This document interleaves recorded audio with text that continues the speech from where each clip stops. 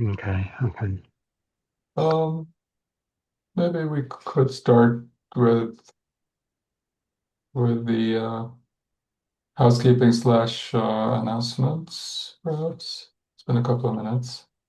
And as always, this is recorded, so you can always go back and on the YouTube channel and check it out. Hopefully this Zoom setup and with the invites and everything is still working. But if anyone has any better ideas or has any issues, finding the link or with general workflow, please let us know. But so far, I think it's kind of working. Let's see, should I share the screen with the list here? Yes, I think that's a good idea. Okay, so just as a reminder, so you all have access to these agendas. So if you go to harmonizedmri.github.io, there's some information about the user meeting. There's a link here that takes you to basically a Google folder that has these documents. So this is today's agenda. Yeah, as always, we start with miscellaneous, and then I'm really excited to have Moritz here to hear about his stuff. So hopefully we can get through the first part reasonably quickly. And then, as always, any outstanding standing issues, we want to hear about it. Uh, do you want to start us off, Maxime? Okay, yeah, so maybe a little bit of an update. I don't know how many of you have noticed that we have initiated a transition between the way how the Pulseq repository was hosted previously, which was hosted under the user account Pulseq, and now we changed that into a GitHub organization. It gives us more flexibility to include other projects and to introduce more distributed governance. And in this transition process, which we attempted somewhere in the middle, I think right after the SMRM, there was a quirk in the GitHub. So we basically the Pulseq repo got locked and was not accessible even to myself in terms of changing it. Also, so it's still accessible for reading, but discussions didn't work. Many other things didn't work, so it was quite annoying. And long story short, after 4 weeks, GitHub reacted on my ticket, which I started right away, and fixed the problem. So now we have finished the transition to the organization. Everything is back and working fine. So now we can really start looking forward how we do things maybe slightly differently. To give again, maybe some people who are deeply involved in that, they know the background. One of the main issues that we are attempting, or the changes that we are attempting right now, is to bring Pulseq Matlab and PyPulseq into the same organization, make them closer in the terms of the digital distance. So basically host them in the same organization and hopefully also get more synchronization and an alignment between the two projects going. So that's basically what we are attempting.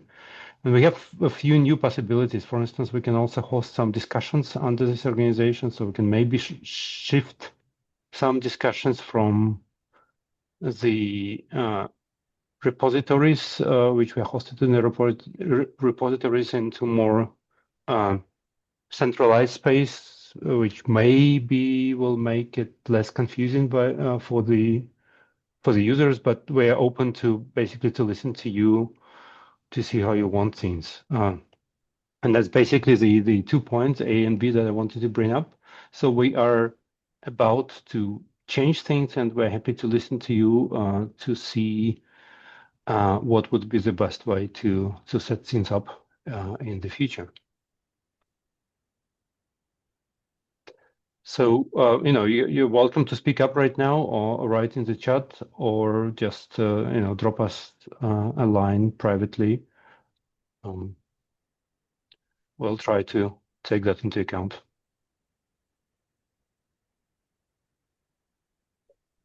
Okay. If there are no immediate comments, so I'll just move to the last item, which is a new item since I announced or sent out the email. So we're planning for GE users a Pulseq course for tentatively for December. We'll have more details soon. This will probably consist of a 1 to 2 week online portion, following a little bit ISMRM webinar that we had previously with some basic knowledge, possibly followed by local meetups or hubs where you get hands-on experience, and then capped off with a gathering at ISMRM. So we're kind of hoping that this will be both provide technical information to help people use Pulseq on GE, and also to build a community and kind of some sustained engagement going forward. And I think there's synergy here coming from GE, so they're part of this as well, and of course the research community. So that's the aim. Right now, the organizing committee is myself, Matteo Ciancini, and Florian Wiesinger from GE. So there will be a mix of input from the community and also from GE engineers as well. We highly recommend for those who are potentially interested to attend the EPIC course. So that's offered as usual every year. So this is the usual course offered at UW-Madison, Wisconsin. That will provide all the EPIC knowledge that you need to understand how the interpreter is implemented and works. So the interpreter is built purely on EPIC. There are no special hacks or anything. So it's extremely useful. So I highly recommend it. That's an online course that runs over a couple of months this fall. I'll paste the link in the chat as well. And you should be able to go directly from that knowledge to the Pulseq interpreter and so forth. So we'll have lots of information and details about that as we go along. If you're interested in helping out, let me know. This is we want this to be a community effort. This is not supposed to be sort of coming from the top down. But we do hope that in the end, it's a sort of a single source of truth or authoritative source of information going forward as well. Okay. I think that's all I had. If there's nothing else, should we let Moritz take it from here? Okay, I'll stop sharing and go ahead. Thanks so much. May just a quick note, Moritz, don't get it personally. I'll have to leave in the middle, but I'll check the recording later. So. All right. Okay. So great idea. Yes. Well, thanks for the spot. I'm happy to talk a bit about MRzero. So I'm sharing the screen.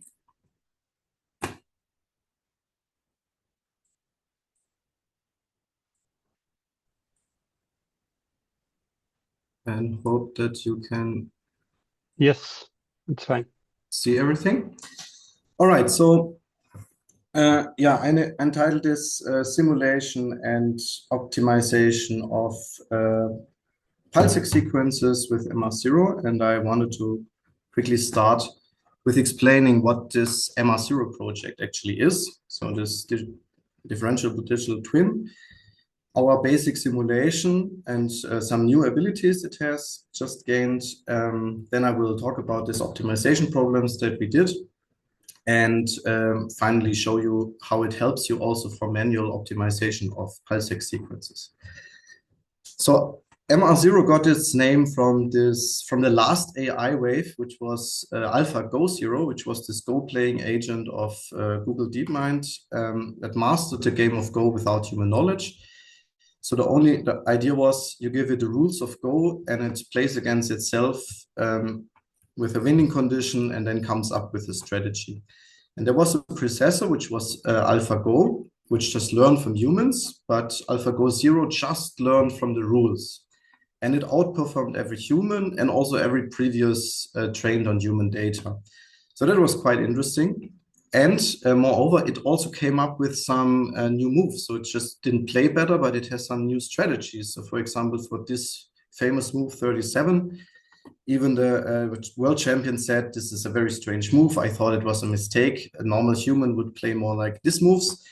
And he said, it's not a human move. I've never seen a human play this move so beautiful, beautiful, beautiful, because this move actually was the winning move. Right? It changed the game completely, and it won against the champion. And this also affected the normal players, right? So also normal players now, after this AI came up with new strategies, also adapted their strategies significantly. And this is exactly what we thought. This would be cool, right? To have an AI that finds new strategies, and then also we as MR physicists or sequence developers can learn from this and have maybe completely new ideas about MR. So the rules would be the Bloch equations, right? And we have also winning conditions, which is having a certain image in the end, for example. And the strategy is now just this MR sequence design. And that's what we described in this first article of automated sequence discovery using actually supervised learning, because it turns out it's actually much more elegant and much faster to do this in a supervised learning method. So what do you need for this? Well, this is the whole MR chain. And in a way, what currently everybody does is training neural networks for reconstruction or for downstream evaluation, right? So that's what we already do. We kind of differentiate through the Fourier transform or to a network that does the reconstruction.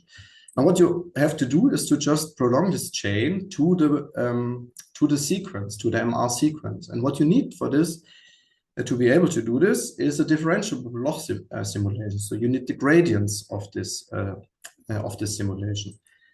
And as soon as you have this, you can formulate actually sequence design very similar to a reconstruction problem. Just here you have your RECO and NN parameter. And here you now have a scan parameter that starts from your spin system, right? And then you can do optimization with a gradient descent. And we do this in PyTorch. There you have also auto differentiation available, and we use a simple Adam optimizer, and our sequences are defined in Pulseq. So this forms a differentiable digital twin, but you need this differentiable Bloch simulation. And when we started this project, there was not so much out there. So nowadays you also find COMA as differentiable, also MRSTAT and others. There are also EPG solutions that are older. They were also already differentiable, but they could not make images. So we came up with a new solution, which is so-called phase distribution graphs. And it's an extension of EPG. Yeah? So the EPG, just as a reminder, instead of this individual isochromates, we have the states. So we describe everything with dephased states. And that's what you, that's how you describe your magnetization. Now this has the one simple example. What's the beauty of that? So if you think of a strongly spoiled signal, so say a 90-degree and then a spoiler, this should be a 0, right? If you acquire this, but you need a lot of spins to describe this 0 properly in all states, right? So you see here how it fluctuates around. Now in the EPG picture, this is exactly one state that you have to calculate, and you just, or even don't have to calculate, because you can even remove it because you know it sums up to 0. So that makes this EPG and now PDG, which is extended for encoding and gradient encoding, very efficient. So here's an extreme example of a 90-degree spoiled gradient echo with strong spoiling. And you see you need many, many spins that you really converge here. And in PDG, you need very few states and can simulate this in like just 3 seconds. Now, it's not always that extreme, but in general, we win 1 or 2 order of magnitudes compared to a Monte Carlo isochromate simulation. And the interesting behavior is you don't have this Monte Carlo noise, right? You kind of converge in states, right? So you get little contrast and more contrast here. The simulation gets actually faster with diffusion because it removes EPG states, and also regular sequences can be detected. So PDG is an extension. We're not limited to the fixed raster and the assumptions of EPG. We can also do full arbitrary sequences. But the regular sequences that make EPG so efficient can also be detected and are part of PDG. And as I said, sequences with large defaced states benefit the most. Now, I don't go into the math of PDG, but it is very powerful in doing all kinds of artifacts. So T2 blurring, dynamic P0 distortion or cancellation, eddy currents or ghost artifacts, stopping bands and balances SFP, inhomogeneous B1 artifacts, and also motion artifacts can be described with PDG. It's an open source package. It's pip install MRzeroCore if you want it. Here's the documentation. And maybe that was why I also voted for this talk today, because it pushes us to release something new. So we, since yesterday, have version 1.0 with Pulseq 1.5 support also online. And then you just import MRzeroCore and can pretty much directly simulate in the standard brain here. So if you call this, you get exactly this standard brain, your sequence, and then you get back the signal and the case-based trajectory. So recently we extended also for off-resonant and slice selection. So this was also, we thought that's not so easy, but now there's actually two groups. So we showed it, but also the Bremen group showed that this is possible to change the rotation matrices to off-resonant. So that allows you now to properly describe the fat response and fat and water response here. So here you see now the standard MR0, and this is now the extended off-resonance PDG, where you see now the fat is not as much excited because of the profile of this pulse. You can also do fat suppression pulse, and you see then it gets even better. And you can do also binomial pulses now to test fat suppression. And if you use this off-resonant pulses for gradient encoding, it's actually quite efficient to concatenate them for gradients. And then you can also simulate slice profiles.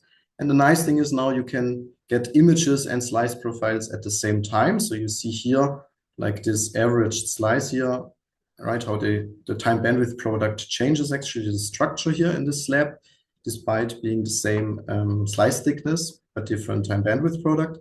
And what you also see here in the magnetization, you see that it's, you can look at this sagittal view of the magnetization, and you see the fat, the slice selection fat shift here, right? So this fat is a little bit lower than the water in this case. You can also do multiband pulses now and get really like 3 different slabs where you can look at the magnetization and study off-resonance and slice selective multiband pulses. All right, so that's the state of the current one and the outlook for the next MR0. But I come back now to what we wanted to do with MR0, which was this end-to-end optimization. And the first idea was, well, we want to reinvent MRI, so reinvent encoding from zero. And the idea is pretty much we give an empty sequence and then we give a target image, and it has to find somehow the sequence that creates now this target image. And this is from the first paper what we did. So we kind of just did line encoding and put everything in the center. The flip angles were 0, and you see here we have very no encoding. And then we give this target, and then just the backpropagation and gradient descent finds the sequence. And you see that we get now a funny reordering. Of course, this is not unique, and it's compensated by the flip angle pattern, kind of. Yeah? So it's a very funny sequence, but it reaches the target, and it also translates in vivo. All right, so pool simulation, phantom measurement. Hey, there was a big missing piece back then, right? And this was how to get these crazy sequences to the scanner. And so we were very early adopters. So back then, I think it was Pulseq version 1.2. All these sequences we could actually bring to the scanner, right? These crazy sequences with Pulseq. Huh? Otherwise, well, it would have been a lot of work to do this ourselves. But now we could just write everything in Pulseq. So we're very thankful, and this I want to express here also today, for all your efforts in Pulseq and PyPulseq, which really helped us to realize this idea of MR0. With Pulseq, you can go also to free gradients, and that's work from Felix Lang. So he actually went a step further and released this line encoding to full free trajectories here. So every line has a different flip angle. It's also undersampled by factor 4, and you can also optimize the G factor at the same time. And then again, only by giving a target, it finds back the structure, and you get some funny hexagonal structure in here that finally gets an image. It's similar optimizations as Snoopy, Bjork, Pilot, or Sparkling that you find here, but you can also do this together with flip angle optimization with MRzero. Now, another important thing is, of course, a quantification, also to test if our model is actually correct, right? So we have a quantitative sequence, so it's pretty much a basic sequence with blocks of T1, T2 weighting, and so on. And then what you can actually do is, of course, you can also, through your MR simulator, if it's fully differentiable, you can also update the tissue parameters directly. Yeah? So you fit pretty much the spin system. So it's it's a model-based reconstruction that you do, or you use a neural network to shortcut this. And you see we have a pretty good match of this. So we get then parameter maps up to diffusion, which is important for us to describe all the spoiling and everything. And of course, this is nothing new, right? This is quantification and fingerprinting. However, it's just for us a test, is our model correct? And here you see the scan, the digital twin then, and then we forward simulate again. And you see we get a very good match between the scanned data and the synthetic data with some deviations that we're still working on. And here you see synthetic imaging. So 3 of them are actually synthesized. One is a real measurement. I once did a voting and it was like 50-50. So this got, I think, 40% of the votes that this is the real scan. So not a majority, but this is actually the only real scan. The others you see here with the segmentation artifact that these are the 3 actual simulations, but it was quite convincing even for MR experts. All right, so now we have a good setup. We can actually do some real work. So the first thing that we did was artifact mitigation in different ways. So one coming from encoding now is imperfect gradients. So you have an EPI, and typically you have eddy current artifacts, what leads to gradient delays and so Maxwell terms and other deviations, which leads to some image in the EPI that has ghosts, right? So the idea is if you remove this pre-emphasis and kind of have as a task, we relearn this pre-emphasis that it's normally switched. Normally every scanner has this, but you can switch it off and just learn this again. Huh? So what do you need for this? Well, you need a gradient impulse response function, put this on top of your sequence. So we actually don't change the simulator, but just the sequence. And then we also get an output that has this ghost. But as a target, again, we take a proper image, and now we can optimize this.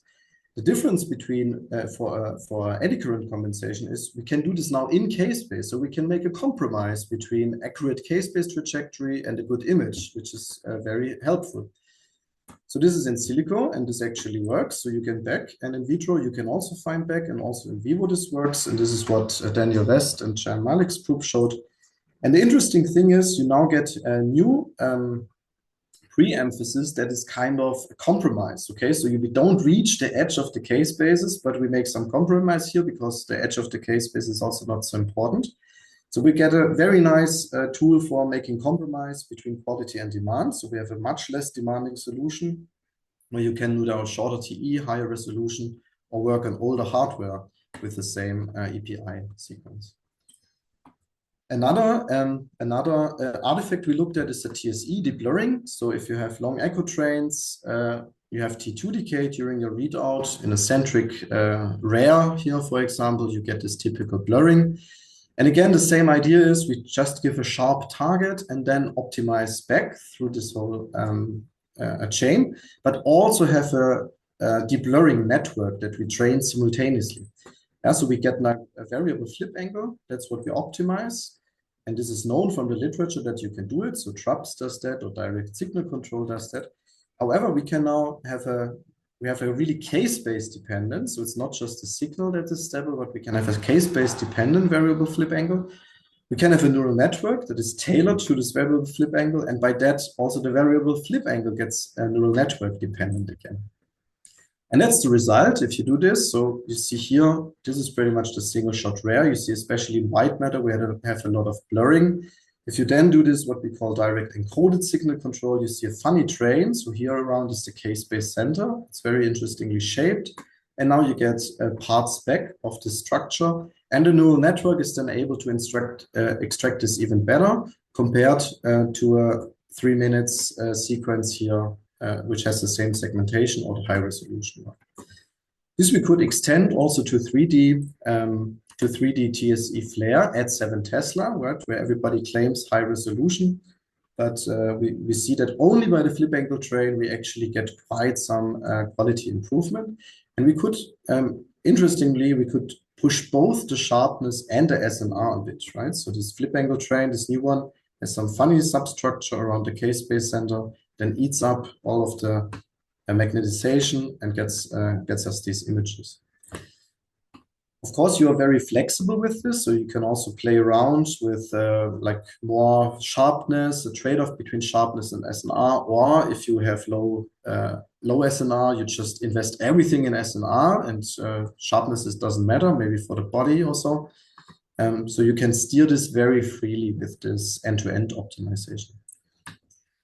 This actually brought us to the MRM cover, where we were very happy about. So you really see this here applied in a patient, where you really see after the optimization a lot of this blurriness and also gray parts in the CSF get removed, and also some pseudo lesions, as you see here, come from the point spread function. They also eliminated and looks actually key. All right, so that's what we do. We have many more examples. I just wanted to give one example here, what we can do, but you can optimize PTX, flash sequences, or very recent, what we did, you just give this the agents. Yeah, so we made a swarm of agents that do so-called auto research. So MRzero is pretty much the last AI wave, but it can be used with tools of the new AI wave. And the idea here is that you make like a leaderboard. Yeah? So we have different LLM agents that can all steer now this simulator and sequence design, and then just they compete with each other to make a better and better sequence. In this case, a fluid suppressed spin echo EPI. So it has to balance between distortions and contrast. And actually, yeah, they kind of converge and find a better and better sequence with this. And if you want to know more about this, there's also an archive paper on this. All right, so with this, well, MRzero, do we have a superhuman MRI? Well, not yet, but now we can throw all the agents on it so they can find something superhuman, of course. Huh? Because we're still humans, I want to stress a little bit more what we can do also for humans, right? So it's also helpful for humans to fix Pulseq sequences. And it's just a forward simulation is really helpful. And I want to give some examples here. So MRzero as a sequence debugger, if you want. So one example, a simple example, is also a lot of experience from the course we make. We also have each semester a Pulseq course where we use this simulator to have a direct feedback for the students. So you see a flash sequence, and if you zoom in into the flash sequence and the readout, all looks actually pretty nice. So you see here's the readout gradient, the ADC points are starting, all good apparently. However, if you look at the simulation, you see that seems to be a little bit a trend here, right? Could be a linear phase. Now at the scanner, it's really hard to see, right? Because if you do zero artifacts, maybe your shim is also a bit bad. So it's hard to see at the scanner. But of course, if you, in the simulation, we can just remove the B0 and then the B0 inhomogeneity, and then we see a clear linear gradient. So what you don't see directly at the K-space is that your K-space center is a bit shifted, right? So we have to actually make a small delay of the ADC that it's really a centered K-space if you want to fix that. Yeah, of course you see this in the K-space, but it's just super obvious here, right? It's just in your face that you directly see this linear phase. Another mistake that often happens, right? You have some misplaced gradients, right? So here's a spin echo EPI that also looks pretty good, I would say. I don't know if anybody sees what the issue is here, but if you look at the simulation, it just looks terrible. Yeah. And again, if you now look at the K-space and just look fast, you see, oh, it's all fine. Yeah, no, all the rewinders. And then you realize, okay, you're not around zero, right? So the rewinder seems to be missing, and the X rewinder was actually missing here. And then you can fix that. And yeah, you see it. That's why we just measure the edges here. Yeah. So again, it's not, of course, you can see everything always in the code and in the K-space on the sequence plot if you pay attention. But here it's absolutely clear that you should not go with the sequence to the scanner. You can save scan time. All right. Also, CPNG violations in TSE. How does that look like? So here's a simple 9180 TSE. And if you simulate this, so here in the breast phantom, this all looks fine.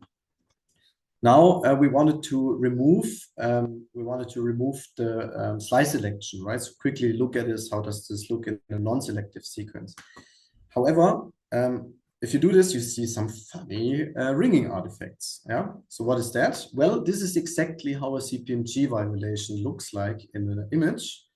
And what happened here is by removing this gradient because of the timing of the gradients, right? Right, by removing the slice selective gradient, we slightly changed the timing here, right? So you have to add a delay or just fix it properly. And then, yeah, you get this, and then we get a CPMG violation, so you have to fix this again, right? So it's also very helpful to track this. Now you also can learn of some other artifacts, or that are maybe not your sequence. So here's, for example, again, this breast phantom from Magda Duarte. So here you see in phase and a post phase. So you can, again, convince yourself that what you see is actually just in phase and a post phase, or change the bandwidth and see how this looks like, right? Make some experiments also in the phase maps here. More interestingly, you can check different radial sequences and how artifacts look like. And what's also nice here, what we always do, you can have the FET off resonance. We just set it to the water, right? So we put FET quickly to 0 ppm, then everything looks fine. Then you put FET again to negative 3.3 ppm, and then you see the artifacts and how they manifest, right? And that they also look different in the linear spoke organization or in a golden angle spoke organization. Another funny artifact that we saw was at EPI at 7 Tesla, so only in simulation, but I wanted to share it because it's funny.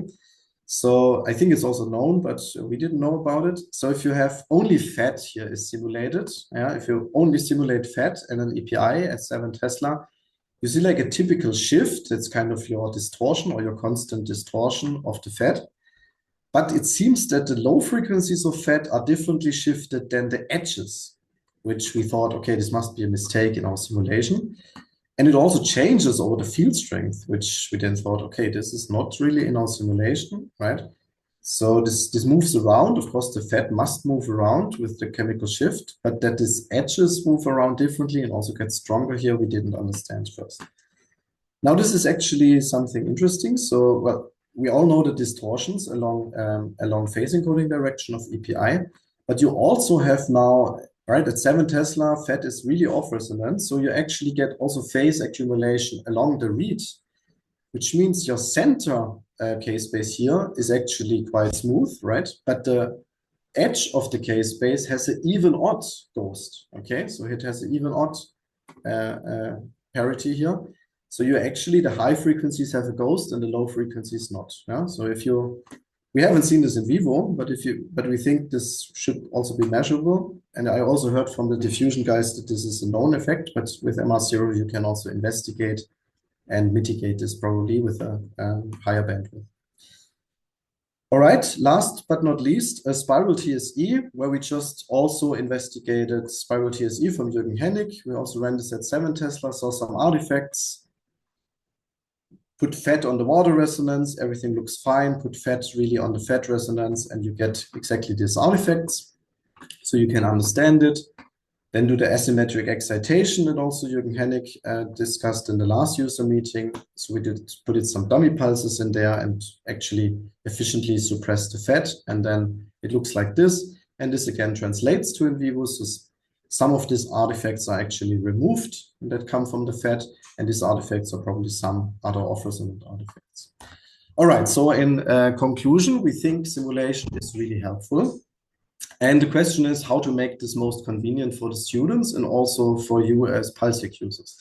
So of course you can use it in Python, but a lot of people are using it in Matlab. So we kind of thought, how can we make this available for Matlab? And we found out we can make a simple cloud solution. So we started a package which is called MRzeroCloud that you can just install in Matlab. And then all you have to do is put this package to your path, run MRzero simulate your sequence, and then you also get actually from our cloud server back reconstructed, not reconstructed, you get signal and ktrudge, same as in Python, and you can just also get a simulation result directly in Matlab.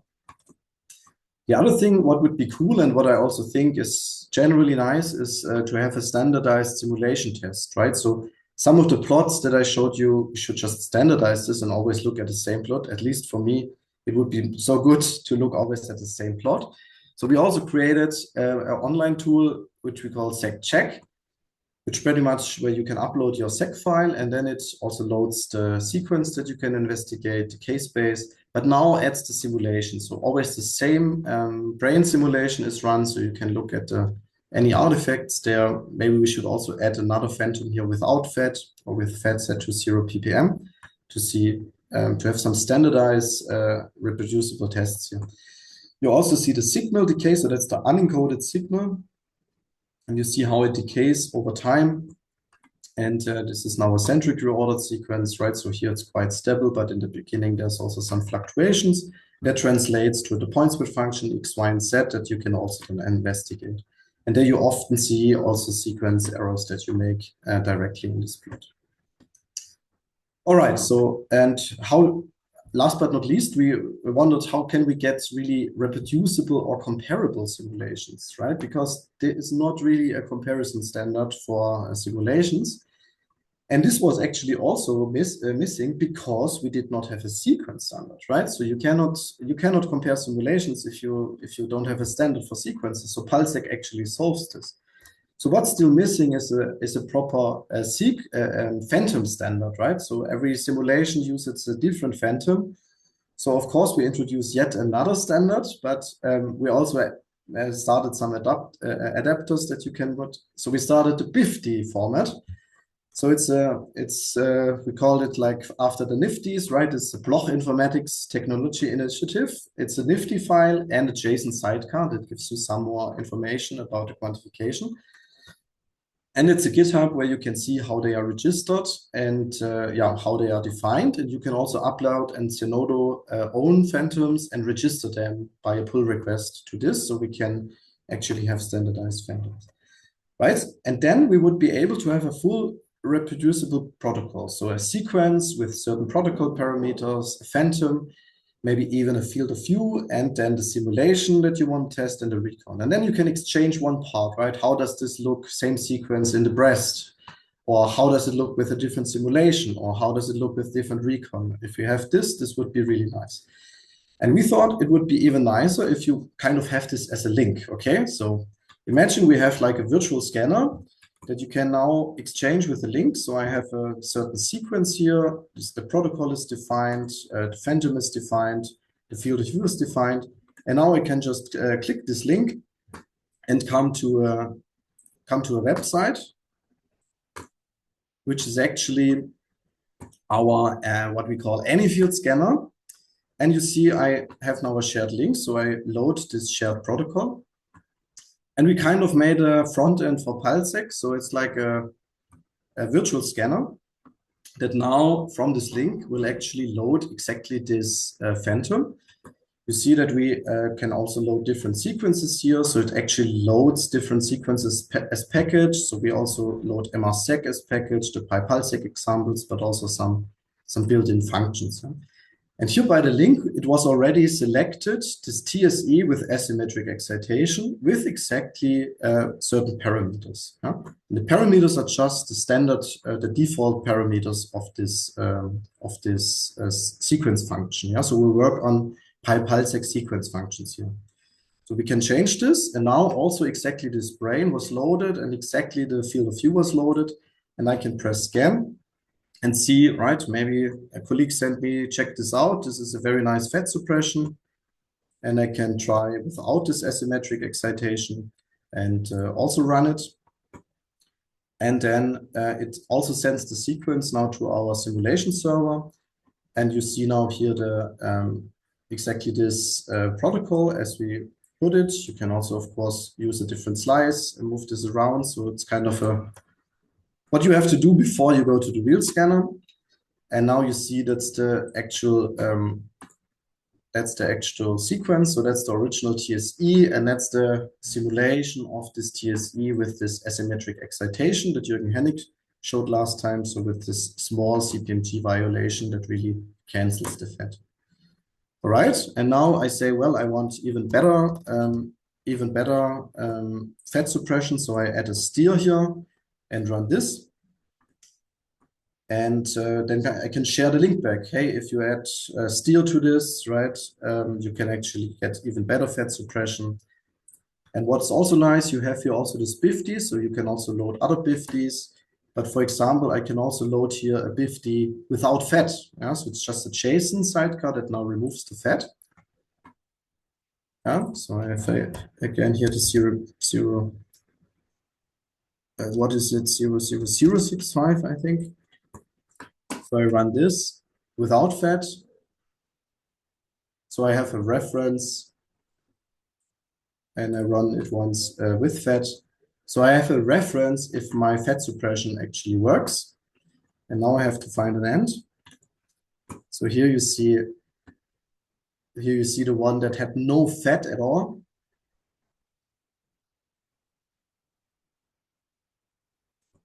And now we see the other one that has actually the fat suppression.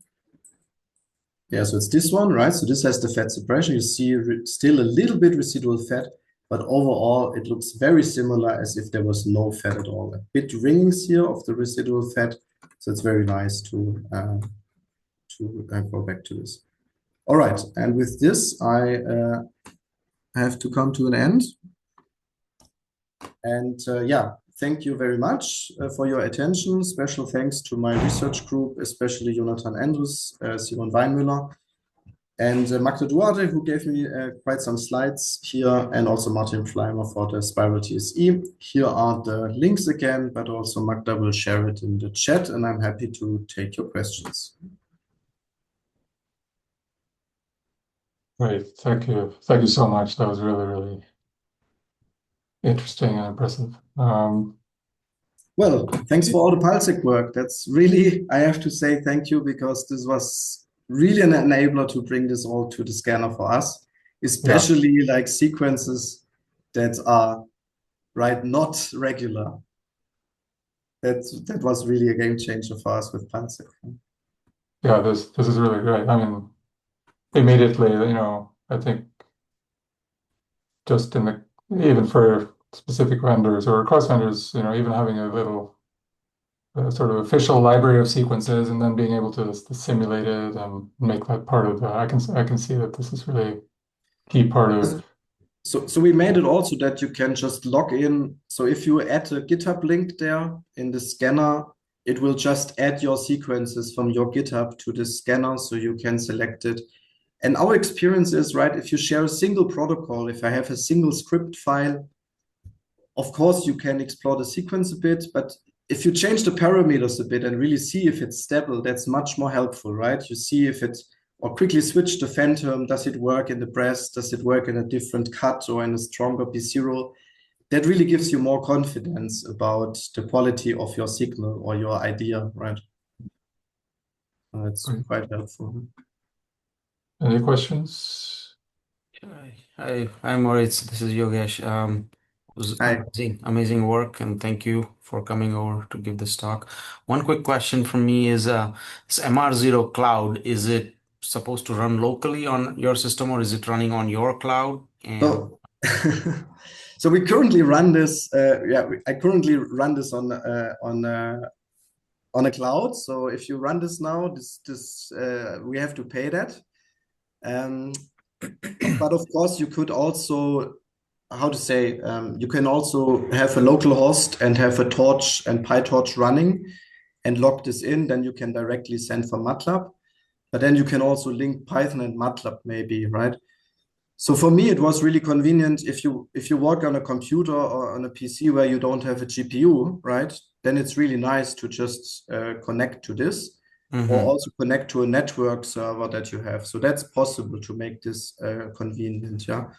But of course, if you look at this cloud computing now, that's right. If if I don't buy a GPU now and just put all this money into this cloud computing, we all could simulate for quite some time, right? Because the GPU cards are so expensive. So I don't know, there's maybe a trade-off to say, okay, I don't know, we crowdfund this, or I put this in a research grant. So right now we can finance this also for you over a research grant to test it a bit. But I made a limit today for $50. Yeah, okay. But theoretically it could be run locally if you download the rest of the stuff. Yes, sure. You can also do a local host of this, yeah. But then you can also make a direct link from Matlab if you want. Yeah. Thank you.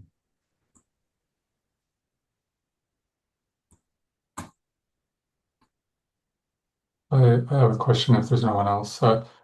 So, one of the maybe directions in quantitative MRIs is modeling multiple components and or compartments within a voxel and then exchange between compartments like myelin water and so forth. Is that how can the PGD approach be extended to that scenario, or what are the challenges? Yes. So first of all, multi-compartments we kind of have, right? So already now these phantoms, they can have overlapping voxels, right? So you can have gray matter and white matter overlapping, and then you get the joint signal of this. So that's already there, but exchange is missing. Yeah. However, there is the work from Shahan Malik. So I shared a link on this EPGX, but you might be aware of it. So in principle, you can connect also EPG states with each other. So this is thinkable, and it's on our list to do implementations on that. Yeah. So we now first looked on the off-resonance, on slice selection. But of course, with slice selection, you would also like to know MT, right? So to have also the MT compartment in exchange with it. So that's something on the horizon that we also will try to put in there. But this is definitely possible. We don't see a reason why this is not possible. And kind of a follow-up question regarding slice selection. So, how, in the EPG formalism kind of relies on these fully dephased states, but how do you deal with that when you integrate over a continuous slice profile? Yeah, so that's actually very interesting. So it's kind of there's two solutions now. So we pretty much we had the idea that we go first over off-resonance, right? So if you describe the off-resonance properly, then you can stack these off-resonances after each other as a pulse shape, right? And be much more efficient than doing this with on-resonant pulses. Then you need many more sub-samples, kind of, right? And but the approach from Bremen actually has some new case-based direction in the slice direction. So I have to study the paper more. So that's the other paper. I can also share it, but it's also in our slice selection paper we cited, so you can find it there.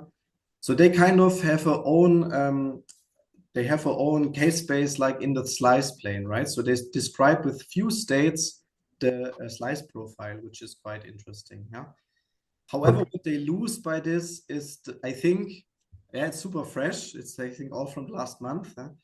So what I lose by this is the timing, is like the relaxation during the pulse. Yeah, but this maybe can also be incorporated. Yeah.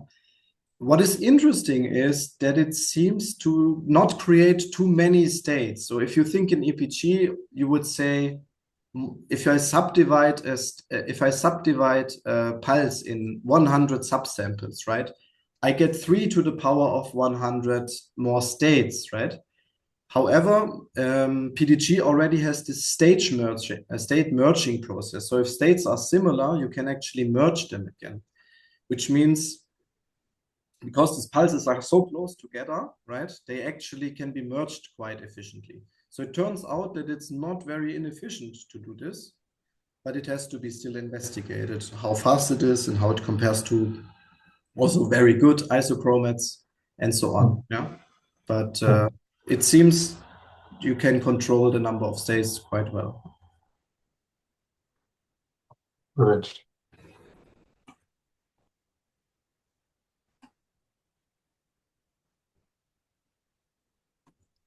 right. Any other questions?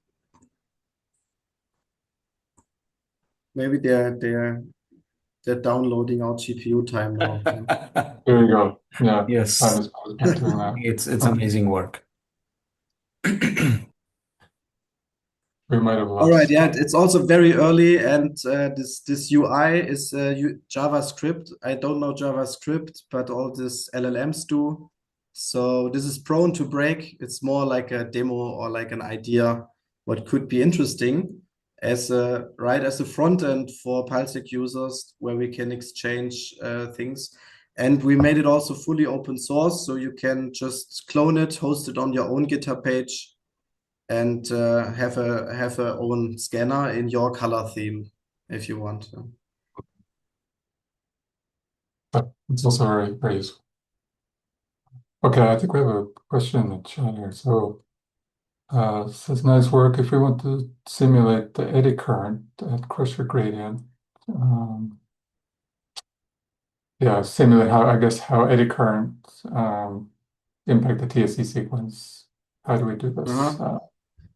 So what so we did some eddy current optimizations, and in the end we said this is not the simulation that is actually has to deal with that. It's kind of you actually change your sequence kind of, right? So the GIRF, you would run your gradient impulse response function on top of your Pulseq sequence, which brings you a little bit in trouble because now this can be super arbitrary. So you have to turn the whole gradient sequence into like one event or in arbitrary events.